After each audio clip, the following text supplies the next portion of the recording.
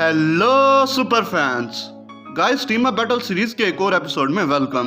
आज की इस वीडियो में हम ब्लैक विडो और होकाई की टीम का कंपैरिजन करेंगे गमोरा और नेबुला की टीम से और जानेंगे अगर इन दोनों टीम्स की फाइट हो तो लास्ट में ये फाइट कौन जीतेगा। एक तरफ है एमसीयू के सबसे पुराने डुओ और दूसरी तरफ है एमसीयू के सबसे बड़े विलन थैनोस की बेटियां। तो इस वीडियो में हम जानेंगे कि इन दोनों टीम्स में से कौन सी टीम परफेक्ट है। तो बिना किसी स्पॉइलर के चलिए शुरू करते हैं।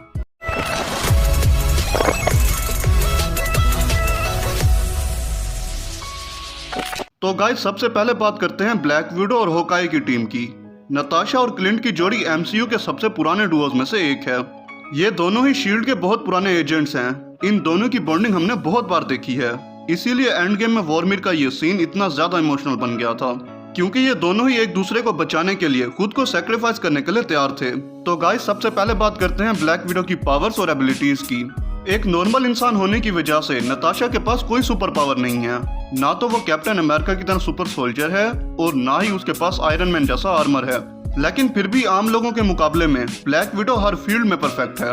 ब्लैक विडो दुनिया के बेस्ट फाइटर्स में से एक है। मार्शल आर्ट्स, कुंग-फू, कराटे, वो हर तरह के फाइटिंग स्किल्स में बहुत माहिर है। वो अकेली कई लोगों को हरा सकती है। इसके अलावा वो हर तरह के वेपन्स चलाना भी जानती है। एक नॉर्मल हैंडगन से लेकर बड़े से बड़े एलियंस वेपन्स चलाना भी उसके लिए कोई मुश्किल नहीं। ब्लैक विडो के खास हथियार हैं उसके ब्रेसलेट, जिन्हें विडो बाइट्स कहा जाता है। इन ब्रेसलेट से किसी को भी बिजली का झटका दिया जा सकता है। नताशा के पास इस तरह के और भी इलेक्ट्रिक वेपन्स हैं, जिन्हें टोनी स्टार्क ने बनाया था। ब्लैक विडो की दूसरी एबिलिटीज की बात करें तो वो एक एक्सपर्ट पायलट है। वो बाइक, कार, ट्रक सब चलाना जानती है और वो फाइटर प्लेन से लेकर स्पेसशिप तक उड़ाना जानती है। उसे कई सारी लैंग्वेजेस भी बोलने आती हैं और वो किसी भी कंप्यूटर को आसानी से हैक कर सकती है। उसका माइंड इतना तेज है कि कोई भी उसे बेवकूफ नहीं बना सकता। यहाँ तक कि एवेंजर 1 में उसने लोकी को भी बेवकूफ बनाकर उसके प्लान का पता लगा लिया था। तो गाइस, ये हो गई ब्लैक विडो की एबिलिटीज। अब जानते हैं होकाई यानी क्लिंट की abilities. Avengers Age of Ultron में क्लिंट वांडा से बोलता है कि वो बस एक आम आदमी है जो कि एरो चलाने में अच्छा है, और ये बात बिल्कुल सही है, क्योंकि हमारा होकाई सच में बस एक नॉर्मल ह्यूमन ही है। यहाँ तक कि एवेंजर्स में जिन सुपर हीरोज के पास सुपर पावर्स नहीं भी हैं, वो भी होकाई से आगे हैं। टोनी के पास आयरन मैन आर्मर था, जिसके रहते अच्छे से टक्कर नहीं ले सकते थे, और नताशा एक डेडली सुपर स्पाई है, जबकि क्लिंट सिर्फ एक नॉर्मल शील्ड एजेंट था। और यही बात तो है जो उसे स्पेशल बनाती है, क्योंकि एक नॉर्मल ह्यूमन होने के साथ वो अपने काम में बहुत एक्सपर्ट है और उसके पास बहुत ही डेंजरस एरो हैं, जिनकी मदद से वो अपने विलन्स के करीब जाए बगैर ही उन्हें काफी नुकसान पहुंचा सकता है। और उसके पास ऐसे एक्सप्लोसिव एरो भी हैं जो कि ब्लास्ट तक कर सकते हैं, और इनकी मदद से वो बहुत लोगों को नुकसान पहुंचा सकता है। तो ये तो हो गई ब्लैक विडो और होकाई की टीम। अब बात करते हैं गमोरा और नेबुला की टीम की। तो गाइस, सबसे पहले बात करते हैं गमोरा की पावर्स और एबिलिटीज की। गमोरा हम ह्यूमंस के लिए एक एलियन है। वो थैनोस की बेटी है और थैनोस गमोरा को एक वेपन की तरह यूज करता था लोगों को मारने के लिए। गमोरा बहुत जबरदस्त फाइटर है। उसे खुद थैनोस ने ट्रेन किया था। काफी ज्यादा सालों से लड़ते हुए और काफी डिफरेंट प्लैनेट्स पर लड़ते हुए उसे काफी एक्सपीरियंस हो गया है, और अपने एक्सपीरियंस की वजह से वो बहुत ज्यादा फाइटिंग स्टेप्स भी जानती है। गमोरा अकेले ही 3 से 4 लोगों तक को हरा सकती है। इसके अलावा स्टार लॉर्ड को गमोरा ने लेट कर ही बीट कर दिया था, जो बताता है कि वो कितनी एक्सपीरियंस्ड है। इसके साथ गमोरा के पास ड्यूरेबिलिटी की भी पावर है। गमोरा किसी भी तरह के इलेक्ट्रिक शॉक से रिकवर हो सकती है। उसकी स्ट्रेंथ इतनी अच्छी है कि एक हैवी कैनन को अपने कंधे पर लिफ्ट करके इजीली उसे होल्ड करते हुए फायरिंग तक कर सकती है। हीलिंग फैक्टर की वजह से उसकी बॉडी अटैक्स और हिट से काफी जल्दी रिकवर हो जाती है। और गमोरा वेपन्स यूज में भी काफी एक्सपर्ट है और सबसे ज्यादा अपने वेपन गॉड स्लेयर ब्लेड को यूज करती है। वो गन्स और राइफल्स का भी बहुत अच्छा यूज जानती है और वो शिप्स तक को भी फ्लाई कर सकती है। तो गाइस, ये हो गई गमोरा की एबिलिटीज और पावर्स। अब जानते हैं नेबुला की पावर्स और एबिलिटीज की। नेबुला भी गमोरा की तरह थैनोस की एडॉप्टेड डॉटर है और उसकी भी ट्रेनिंग खुद थैनोस ने की है। थैनोस ने नेबुला पर गमोरा से भी ज्यादा एक्सपेरिमेंट किए थे। नेबुला और गमोरा की जब भी फाइट होती तो उस फाइट में नेबुला हार जाती थी, और जब जब वो हारती थी तो थैनोस उसे परफेक्ट बनाने के लिए उसके बॉडी पार्ट्स चेंज करता रहता था।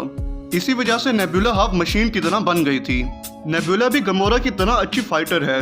बेशक उससे बेहतर नहीं है, मगर वो गमोरा से ज्यादा डेडली है, और यही चीज उसे बहुत डेंजरस बनाती है। नेबुला भी वो फाइटिंग स्टेप्स जानती है जो कि गमोरा जानती है, क्योंकि दोनों की ट्रेनिंग एक साथ हुई है। और वो भी बहुत एक्सपीरियंस्ड होल्ड करती है, क्योंकि वो भी थैनोस के साथ डिफरेंट प्लैनेट्स पर जाकर फाइट करती थी। तो गाइस, ये हो गई दोनों ही टीम्स की पावर्स और एबिलिटीज की। अब बात करते हैं टीम अप फाइट की। तो फाइट के स्टार्ट में गमोरा के सामने होगा होकाई और ब्लैक विडो का सामना होगा नेबुला से।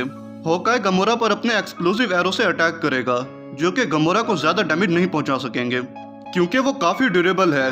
जिसके बाद होकाई गमोरा पर इलेक्ट्रिक एरो से अटैक करेगा। होकाई के पास बहुत टाइप्स के एरो मौजूद होते हैं, उसे पता है कि किस टाइम किसे यूज करना है। अपने इलेक्ट्रिक एरो की मदद से वो गमोरा को काफी डैमेज पहुंचा देगा। जबकि दूसरी तरफ ब्लैक विडो का सामना हो रहा होगा नेबुला से। हमने मूवीज में देखा कि नेबुला काफी डेडली है, वो किसी को भी मारने से पीछे नहीं हटती। हाँ, गार्डियन ऑफ द गैलेक्सी 2 में हमने उसके करैक्टर में बहुत चेंजेस होती देखी हैं, मगर फाइट के दौरान वो अब वैसी ही है जैसे पहले थी।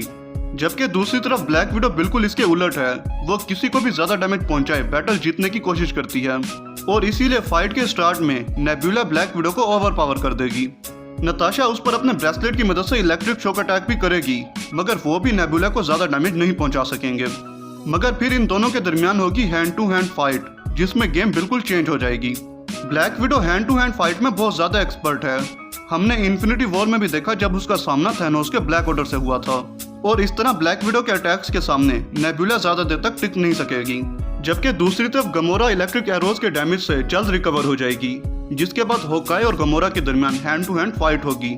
हमारा होकाई बेशक एरो चलाने में बहुत एक्सपर्ट हो, मगर उसके लिए गमोरा को हैंड टू हैंड फाइट में हराना बहुत मुश्किल है, क्योंकि गमोरा इसमें बहुत एक्सपर्ट है और उसे ज्यादा मुश्किल नहीं होगी होकाई को हराने में। तो इस तरह ब्लैक विडो ने नेबुला को हरा दिया और गमोरा ने होकाई को। जिसके बाद हमें गमोरा और ब्लैक विडो एक दूसरे से टकराते हुए दिखेंगी और सच में इन दोनों के दरमियान हमें बहुत awesome hand to hand fight देखने को मिलेगी, क्योंकि ये दोनों ही एमसीयू के टॉप फाइटर्स में से एक हैं। मगर यहाँ गमोरा को एक एज हासिल है और वो ये कि गमोरा के पास हीलिंग फैक्टर है, जिसकी मदद से वो ब्लैक विडो के किसी भी अटैक से बहुत जल्द ठीक हो जाएगी। जबकि दूसरी तरफ ब्लैक विडो एक नॉर्मल इंसान है, जो कि फाइटिंग में बेशक गमोरा के बराबर या उससे ज्यादा पावरफुल हो, मगर फिर भी वो नॉर्मल ह्यूमन ही है और वो खुद पर होने वाले अटैक से जल्द रिकवर नहीं हो सकेगी और इसीलिए गमोरा ब्लैक विडो को ओवर पावर कर देगी। मगर जल्द ही ब्लैक विडो की हेल्प करने आ जाएगा होकाई और दूसरी तरफ नेबुला भी गमोरा की हेल्प करने के लिए आ जाएगी। ब्लैक विडो और होकाई एक परफेक्ट टीम बनकर गमोरा और नेबुला पर अटैक करेंगे, मगर नेबुला और गमोरा उस तरह एक टीम की तरह फाइट नहीं कर सकेंगे। जिसके बाद लास्ट में ये फाइट ब्लैक विडो और होकाई ही जीतेंगे, क्योंकि वो दोनों जानते हैं कि एक टीम बनकर फाइट कैसे करनी है और इसीलिए वो ये फाइट विन कर जाएंगे। तो गाइज आप कमेंट में बताएं कि आपके मुताबिक ये फाइट किसको विन करनी चाहिए। तो गाइज ये थी video team up versus team up battle. अगर मुझसे कोई डिटेल रह गई है तो कमेंट में जरूर बताएं। वीडियो अगर पसंद आई हो तो वीडियो को लाइक, शेयर और चैनल को सब्सक्राइब करना मत भूलना। मिलते हैं नेक्स्ट वीडियो में।